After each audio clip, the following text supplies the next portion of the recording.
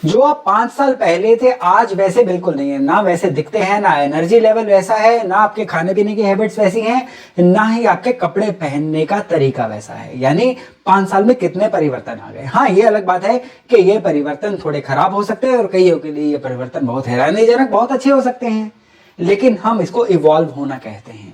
लेकिन इवॉल्व होने और अपग्रेड होने में बहुत ही ज्यादा फर्क है। हमारे से तो ये मोबाइल फोन अच्छा है, कम से कम हर महीने में अपग्रेड तो होता है। हम में से कई लोग तो अभी तक अपनी फैक्ट्री सेटिंग्स पे ही चल रहे हैं, और जो फैक्ट्री सेटिंग्स पे चल रहे हैं ना, उनके जीवन में तरक्की नहीं हो रही है। लेकिन मीन लग्न वालों के लिए 2024 जो है ना, ये पूरी तरह से अपडेट होने का, अपग्रेड होने का साल है। ये जो आज है ना, आप लिख के रख लो, आप अपनी हैबिट्स को, अपने बैंक बैलेंस को, अपनी सफलता को आज लिख के रख लो, और जब 2024 खत्म होने वाला होगा उससे आप इसको कंपेयर करना। 100% अपग्रेडेशन आपकी लाइफ में हुई होगी, क्योंकि सितारे कुछ ऐसा ही कह रहे हैं। नमस्कार।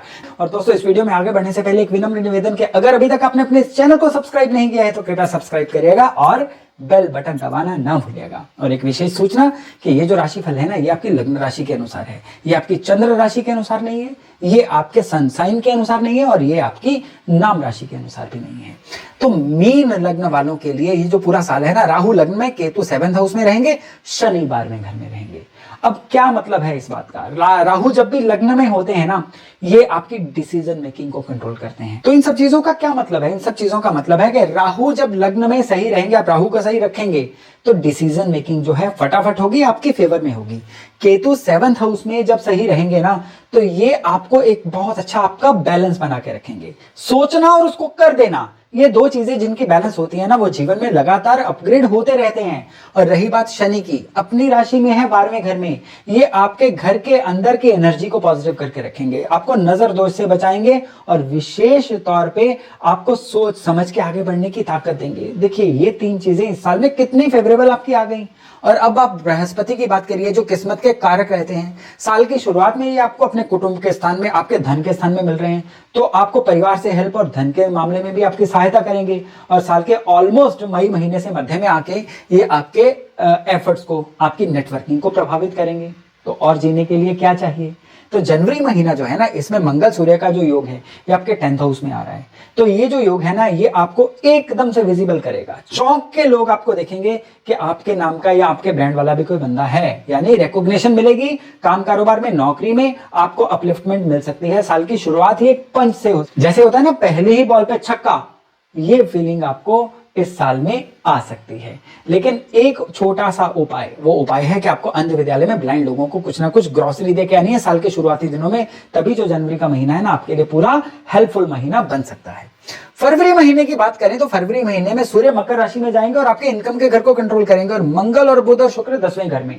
आपका जो पिछले महीने से ट्रेंडिंग बननी चालू हुई थी ना, अब ये पूरी तरह से आपको नतीजों में दिखेगी। अगर आप दुकानदार हैं, आप फैक्ट्री ओनर हैं, आप अपना कोई भी काम आप कर रहे हैं, आप रेस्टोरेंट कर रहे हैं, आप सर्विस इंडस्ट्री में भी हैं, आपको एकदम से फ्लश ऑफ क्लाइंट्स आते हुए देखेंगे। और खाली क्लाइंट्स नहीं आएंगे, ये सारे क्लाइंट्स जो है ना, ये आपको रेवेन्यू देने वाले क्लाइंट्स आएंगे। खाली रेट पूछ के जाने वाला क्लाइंट नहीं आएगा, अब रेवेन्यू देने वाले क्लाइंट आएंगे, उनको टैप करना आपका काम रहेगा। एक सरल उपाय, और ये उपाय जो है ना, ये आपको सच में क्लाइंट वर्सेस रिजल्ट, इसमें बहुत अच्छा बैलेंस रहने वाला। वो है शिवलिंग पे हर मंडे दही मल के जल से स्नान करवा के आइएगा, पूरे के पूरे मंडे जितने भी इस महीने में आएंगे। और इस महीने में विशेष तौर पे अपने स्पाउस की, अपने जीवन साथी की हेल्थ की भी केयर करिएगा, उसके भी डामाडोल होने के आसार बन रहे हैं। अब मार्च महीने में शनि सूर्य बुध का जो 12वें घर में कॉम्बिनेशन है ना, ये कहीं ना कहीं थोड़ा सा खराब कॉम्बिनेशन है। ये जो कॉम्बिनेशन है, ये कहीं ना कहीं आपको थोड़े खर्चे ज्यादा करवा सकता है, एकदम से आपका माइंड ब्लॉक रख सकता है, और आपके धन को भी बाजार में अटका सकता है। ये दिक्कत वाला समय रह सकता है। आपने हर संडे थोड़ा सा गुड़ शिव मंदिर में अर्पण करके आना है। केवल ये जो उपाय है ना, ये पूरे महीने आपको ईश्वरीय कृपा भी दिला के रखेगा और किसी भी अप्रिय घटना से बचाएगा।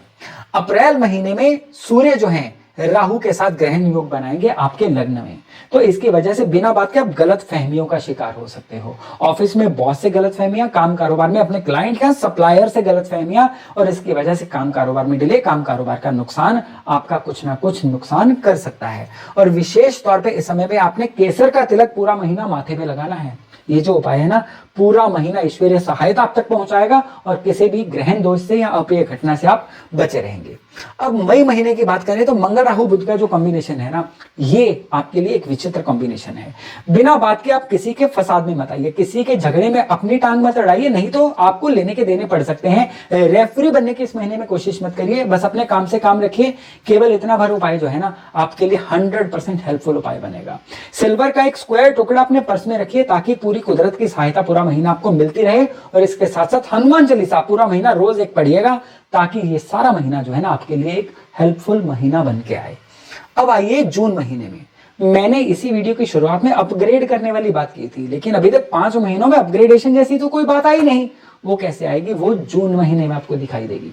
जून महीने में आपके काम कारोबार में कुछ इस तरह के परिवर्तन आएंगे, आपको मिलने वाले कुछ इस तरह के लोग आएंगे, या कुछ ऐसी चीजें आपके अक्रॉस आएंगी जिससे आप अपने जीवन में कुछ नया वैल्यू ऐड कर सकते हो, कुछ नया सीख सकते हो। बस जरूरत है आपके वो जो सीखने वाला अंदर का विद्यार्थी है ना वो जागता रहे। अगर आपने अपने अंदर के विद्यार्थी को ही सुला दिया है ना तो फिर ये भी मौका आएगा और आके निकल जाएगा। सीखने की क्षमता बना के रखिए, सीखने की ललक बना के रखिए, फिर देखिएगा जून महीना आपके लिए कितना रिमार्केबल महीना बनता है। इस महीने में आपने बरगद के पेड़ को मीठा दूध चढ़ाना है पूरे के पूरे सोमवार, जितने भी इस महीने में आएंगे। ये जो उपाय है ना ये कुदरत की ऊर्जा को भी आपके साथ जोड़ेगा और उन लोगों से भी मिलवाएगा जो आपकी लाइफ में वैल्यू ऐड कर सकते हैं। अब मीन लग्न वालों के लिए साल का दूसरा हाफ शुरू हो गया। शनि हो गए वक्री और इसके साथ साथ मंगल कंट्रोल कर रहे हैं इनके धन के स्थान को। राहु लग्न में और मंगल धन के स्थान को कंट्रोल कर रहे हैं तो धन आने का योग, अटका हुआ धन भी आएगा।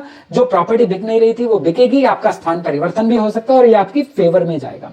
और जो लोग विदेश जाना चाहते थे ना उनके लिए विदेश जाने के योग जो है बड़ी तेजी से खुलेंगे। और आपकी जो चीजों को मैनेज करने की कला है ना अब इस महीने में खुल के सामने आएगी, क्या तरीके से आप चीजों को मैनेज करेंगे और उसी वजह से आपको पैसा भी मिलेगा, रेवेन्यू भी आएगा और आने वाले समय की कामयाबी की एक भूमिका भी बनेगी। इस महीने में एक विशेष उपाय करिएगा और ये उपाय जो है ना माँ भगवती के मंदिर से जुड़ा हुआ है। माँ दुर्गा के मंदिर में आपने जितने भी शुक्रवार आएंगे ना इस महीने के, थोड़ी सी बर्फी वहां पे चढ़ा के आनी है। चाहे चढ़ा के लोगों में बांट दीजिए, चाहे वहीं पे रख के आ जाइए। ये उपाय आपके लिए जरूरी उपाय है ताकि सारा महीना आपके लिए अच्छा बीते। अब अगस्त महीने की बात करें तो अगस्त महीने में आप देखिए राशि परिवर्तन के बाद गुरु मंगल का जो योग यहाँ पे बना है ना ये बड़ा जबरदस्त योग बना है। ये जो योग है ना ये आपको एक बुलंद कैरेक्टर के रूप में दुनिया के सामने लेके आएगा। जितने जबरदस्त तरीके से अभी आप प्रॉब्लम हैंडलिंग को हैंडल करेंगे ना उतना आपने शायद कभी भी नहीं किया था। और जो मैंने जून महीने में आपको ज्ञान लेने वाली बातें कही थी ना वो अब इस महीने में आपके पूरे काम आनी शुरू होंगी और इसके नतीजे आपको अपने काम कारोबार में दिखने भी शुरू होंगे। एक सरल उपाय, गन्ने का रस अगर मिल सके ना तो मंडे वाले दिन गन्ने के रस से शिवलिंग को स्नान कराइए। लेकिन आप किसी ऐसी जगह में रहते हैं जहां पे गन्ने का रस पॉसिबल नहीं है तो आपने एक छोटा सा काम करना है, आप प्लेन वाटर में थोड़ा सा गुड़ का जो चूरा होता है ना वो डाल के ही शिवलिंग को स्नान करवा दीजिए तो भी इस महीने के सारे अच्छे रिजल्ट जो है ना आपको मिलने शुरू हो जाएंगे। अब सितंबर महीने की बात करें ना मंगल आपके 4th हाउस में और बुध जो है ये आपकी कुंडली के 5वें घर में आ रहे हैं। ये एक इस तरह का योग बन रहा है जिसमें आपको हम कहते हैं ना बैठे बिठाए अपॉर्चुनिटीज आएंगी, वो आएंगी। आपको अपॉर्चुनिटीज को ढूंढने के लिए बाहर नहीं जाना पड़ेगा, अपॉर्चुनिटीज चल के आपके दरवाजे तक आएंगी। लेकिन यहाँ पे दिक्कत एक ही चीज की है, सूर्य जो है ये आपके 6ठे घर में है और शनि वक्री हो चुके हैं। ये जो योग है ना ये आपको दाएं बाएं की आलतू फालतू चीजों में इतना उलझा के रखेगा कि अपॉर्चुनिटीज आपको टच करके वापस जा सकती हैं और आप पहचानोगे नहीं कि ओह ये तो मौका था, अब क्या किया जाए। इसके लिए अपने सेंसरी सिस्टम को जागृत करना होगा। सेंसरी सिस्टम को जागृत करने के लिए आपको एक तो इस महीने में योगा का सहारा लेना होगा, मेडिटेशन का सहारा लेना होगा और दूसरे रात भर बेड साइड पे पानी रख के सुबह पौधों को रोज डालिए ताकि आपके सेंसर्स जो है जागते रहें और आप मौकों को लपक के उनको नतीजों में कन्वर्ट कर पाए। अब आइए अक्टूबर महीने में। अक्टूबर महीने में सूर्य बुध का ये जो योग बन रहा है ना केतु के साथ आपके 7th हाउस में, जीवन साथी से कोई अनबन करवा सकता है। और जो लोग स्पेशली जीवन साथी से ऑलरेडी किसी अनबन का शिकार हो रहे थे ना उनके लिए ये समय और ज्यादा सेंसिटिव हो सकता है। तो थोड़ा सा अपनी भावनाओं पे काबू रखिए ताकि आपकी गृहस्थी सही चलती रहे। और कान के कच्चे इस समय में नहीं होने, सुनी सुनाई बातों पर यकीन नहीं करना है।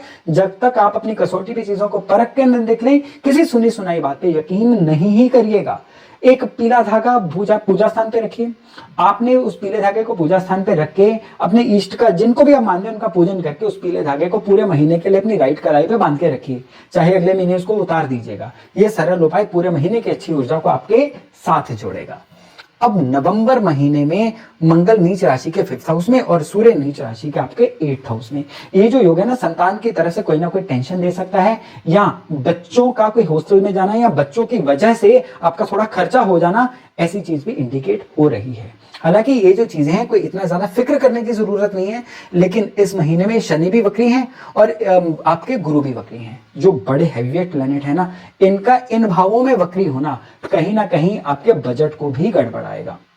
तो एक सरल उपाय है इस महीने में, पूरे जितने भी शनिवार इस महीने में आएंगे ना, नवंबर के महीने में, पीपल के पेड़ को जल चढ़ाते रहिए और चीनी का जो बुरादा होता है ना, पाउडर, उसको पीपल के पेड़ के नीचे शनिवार सवेरे स्प्रेड करते रहिए। दिखने में ये उपाय सरल है, लेकिन आपके लिए बड़े मायने रखता है। क्यों? क्योंकि अपग्रेड करने का साल चल रहा है। अपग्रेडेशन के रास्ते में हम कोई भी चैलेंज एक्सेप्ट नहीं करेंगे और ये उपाय जो है आपको अपग्रेड करने में पूरी मदद करेगा। अब 2024 का अंतिम महीना, अब इस महीने में शनि का वक्र ठीक हो चुका है, बुध सूर्य चंद्र आपके 9th हाउस में और मंगल अभी भी आपके पंचम भाव में है। ये जो महीना है ना, अब मैंने आपको इसी वीडियो के शुरू में कहा था कि आप जो भी है ना, इस साल के एंड में आप अपने ही सेल्फ से 2 से 3 गुना बेहतर हो चुके होंगे। और ये जो बेहतर होना है ना, ये खाली आपके ज्ञान या आपके लुक्स वाइज नहीं कह रहा हूं, आपके बैंक बैलेंस वाइज कह रहा हूं, सोशल एक्सेप्टेंस वाइज कह रहा हूं, रिश्तों नातों में भी कह रहा हूं। आप एक बहुत ही मैच्योर ह्यूमन बीइंग बन के उभरेंगे इस समय तक। और ये जो महीना है ना, ये उन सभी चीजों का एंजॉय करने का है। एक तरह से आपको फैमिली लेवल पे भी अप्लॉज मिलेगा, सोशल लेवल पे भी रिकॉग्निशन मिलेगी, रिवार्ड भी मिलेंगे। और इस महीने में आगे 2025 की एक बड़ी अच्छी बुनियाद बनने वाली है in terms of business and wealth. तो आप इन सभी के लिए अपने आंख नाक कान को खुले रखिएगा। इस महीने में एक विशेष उपाय जो इस साल को सलामी देने का बहुत बढ़िया उपाय है, नीम का पौधा, कड़वी नीम का पौधा किसी जमीन में अपने हाथों से प्लांट कर दीजिए और किसी ऐसी जगह पे करिएगा जहां पे बीच बीच में आप इसको देख के ग्रो भी करवा सकें। और फिर देखिएगा कि किस तरह से आप सलामी देते हैं, इस साल को विदाई देते हैं और आने वाले साल का स्वागत भी करते हैं। तो दोस्तों, मीन लग्न वालों के लिए ये था 2024 का वर्षफल। मैं आशा करता हूं इससे लाभ लेके आप अपने 2024 को एक रिमार्केबल साल बना पाएंगे। तो मेरा ये वीडियो था यहीं तक। अब बहुत जल्द हम मिल रहे हैं एक नए टॉपिक के, एक नए विषय के साथ। तब तक अपना खूब ध्यान रखिएगा। नमस्कार।